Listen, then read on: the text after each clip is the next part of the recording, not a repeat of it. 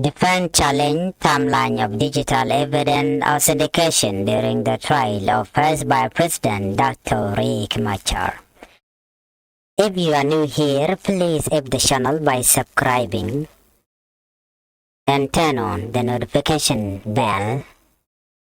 Let's begin our report here. Defense lawyer on Wednesday challenged the authentication timeline of a resubmitted digital forensics report in the case of suspended first by President Dr. Riek Machar and 7 co-accused, telling the special court that discrepancies in certification dates raise questions about the prosecution evidence. A digital forensics expert from South Africa resubmitted the digital forensic report today after judges previously deferred the filing due to disorganization and inconsistencies in the prosecution document. The special court had earlier deferred files submitted by the prosecution because they were improperly organized, missing pagination or lack clear referencing, making it difficult for court and the defense team to follow the evidence presented. Judges allowed the prosecution final witness, digital forensics expert Ratlogo Peter Calvin Rafadi, to resubmit exhibits including the digital analysis report to ensure clarity and accuracy in the proceeding. Ajo, the lead member of the prosecution team, expressed regret to the court over the earlier disorganization, saying the document had passed through many hands. We want to apologize because these documents went in the hand of so many people. That is why they are disorganized, Oisa said. The report contained a letter from the Ministry of Justice requesting mutual legal assistance for forensic digital analysis from South Africa, as well as a letter to the ambassador of South Sudan in South Africa, inquiring about hiring a private expert for digital forensic services. It also includes another letter from the Ministry of Justice requesting mutual legal assistance on digital forensic services, a letter from the Ministry of Foreign Affairs concerning the decouriering process, and a letter from the South Sudan Embassy in Pretoria regarding a diplomatic bag. Certification of authentication was issued on September 1, 2025 by a notary public. A certificate of signature was issued on September 2nd, 2025 by the Registrar of the High Court in Pretoria. Another certificate of authentication was issued on September 5, 2025 by South Africa Department of International Relations and Cooperation. A certificate of authentication was also issued on September 5, 2025 by the South Sudan Embassy in Pretoria, and another on September 11, 2025 by South Sudan Ministry of Foreign Affairs. The filing also contained a digital report concerning 7 accused individuals and their alleged involvement in the Nasser incident.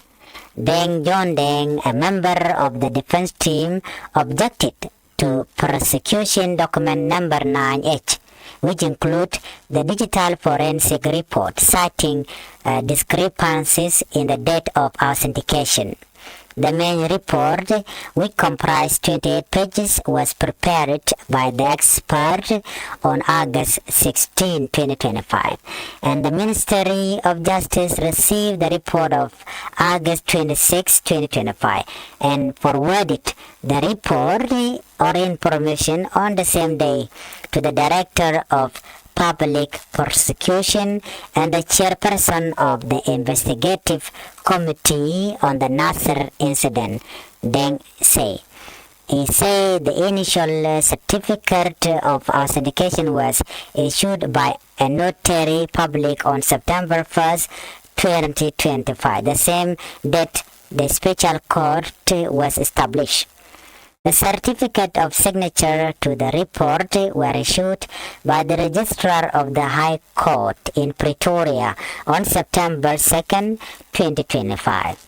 Which means the certificate was issued 2 days later after establishment of the case number 1533, he said.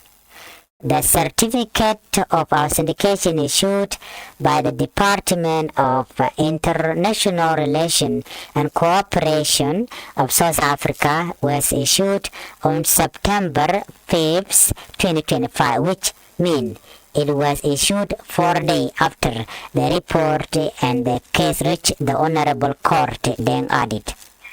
He said authentication by the South Sudan Embassy in Pretoria also took place on September 5th, 2025, 4 days after the report and case reached the court. The Ministry of Foreign Affairs and International Cooperation of South Sudan authenticated the report on September 11, 2025, which means 10 days after the report and the case reached this Honorable Court, Deng said. He added that the report lacked authentication from the Embassy of the Republic of South Africa in Juba. Presiding Judge James Alala Deng adjourned the session to Friday, February 27, year 2025, when the prosecution is expected to respond to the defense objections.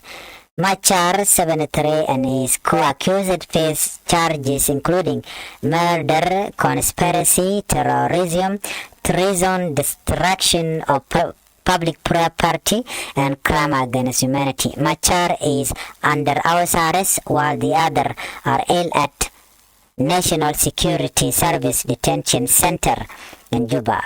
The defendants are Put Kang Shol, 40-year, Mam Paldur, 37, Gadwis Lampoy, 66-year-old, and General Gabriel Doblam, 53-year-old, Riek Machar Teng, 73 years old, Camilo Ganmichael, 47-year-old, Mading Yak Rick, 45-year-old, and Dominic Gadgok Rick, 27-year-old. Prosecutor alleged that SPLA-IO forces allied with the Y Army killed 257 South Sudan People Defense Forces soldiers, including Commander General David Major Dak, and destroyed or seized military equipment valued at about 58 million during an attack on the Nasser garrison in March 2025. Please, we would like you to help the channel by subscribing to the channel so that you can be able to get all the latest information coming from South Sudan and across the region. Thank you.